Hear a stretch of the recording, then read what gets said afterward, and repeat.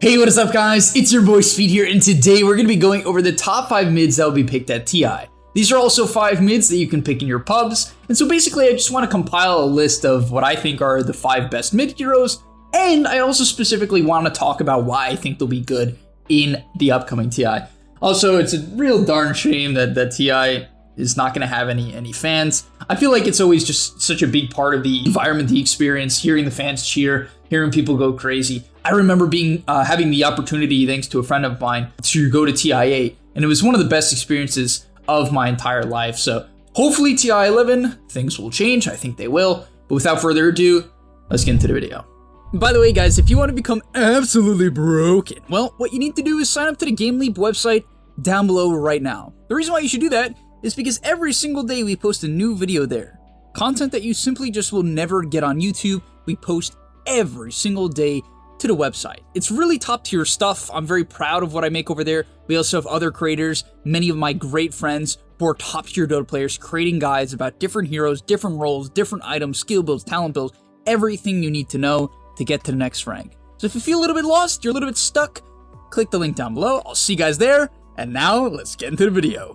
Alright, I want to start off with a sleeper pick. So right off the bat, I literally just want to pick a hero that I think is maybe a little bit controversial. And the reason why I say that is Lycan has gotten nerfed multiple times in a row. His Feral Impulse has recently gotten nerfed in terms of the regen.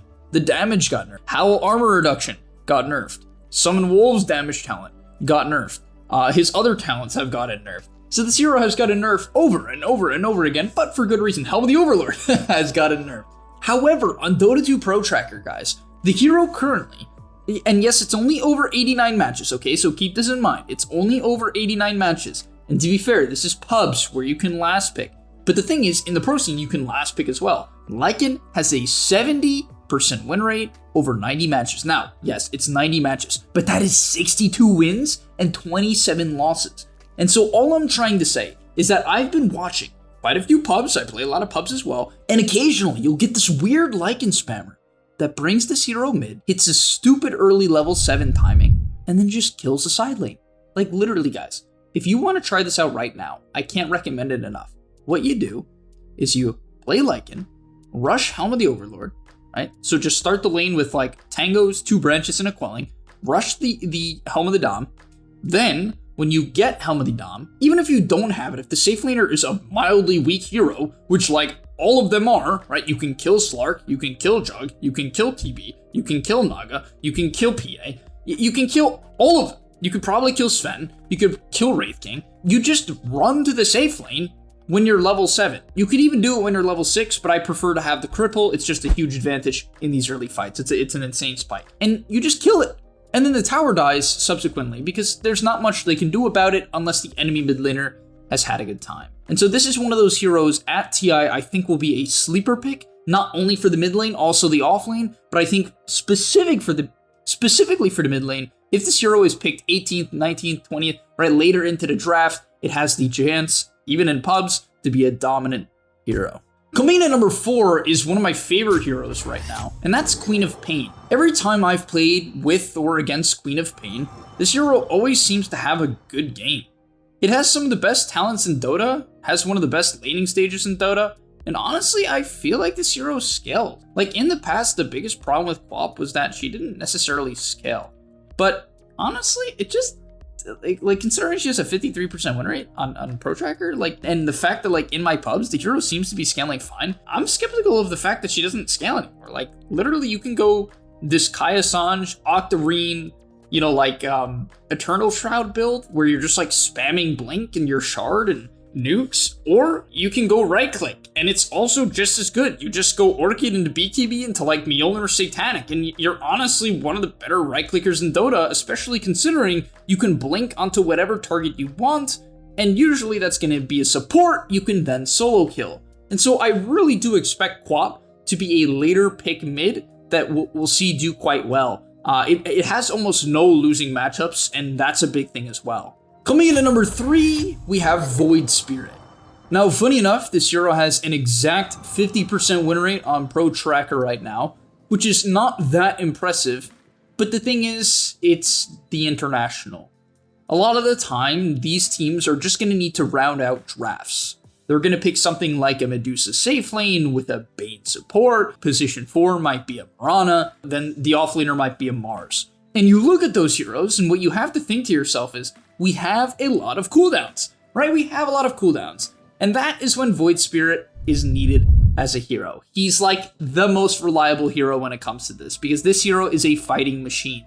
Even contrary to something like a Storm, you would be like, oh, Storm and Ember are very similar to Void. Void is higher tempo than both of those heroes from my experience, just because of how low of a cooldown Astral Step is. Storm runs out of mana. Ember needs his remnants to come back off cooldown, which are 35-second cooldown a piece. You know, yes, in the early game, sometimes that's not a problem for Ember, considering he's not spamming it. So sometimes that hero can also play just as high as tempo, depending on the game state. But I really just think Void Spirit is gonna be one of those heroes that you pick a ton. On that note as well, I'd like to say that I genuinely feel that Spirit Vessel is one of the most underpurchased items on Void Spirit. I really do not understand why people don't buy this as a mid laner. The only thing I can get behind, or reason I can get behind, is that it's not a defensive item. However, it gives you a ton of HP, but it's not a direct dispel, and this hero obviously typically is going to buy a dispel, right? The most common build on Void Spirit is Bottle, Null, No, Boots, Wand, Yules, Ags, something along that route.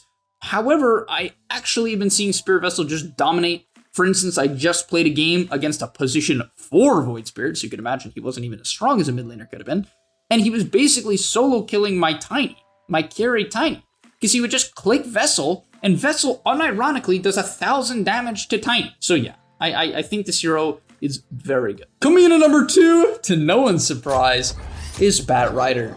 Assuming this hero doesn't get banned out, which I think it will be one of the most banned heroes of the event, but assuming it doesn't get banned out, it's going to be picked as a mid. The reality is, if you don't address Batrider, it's Batrider. This has basically always been the case. It still is the case. In fact, it might be almost even worse. This hero's shard, I've said it once, I'll say it again, it is one of the best shards in Dota.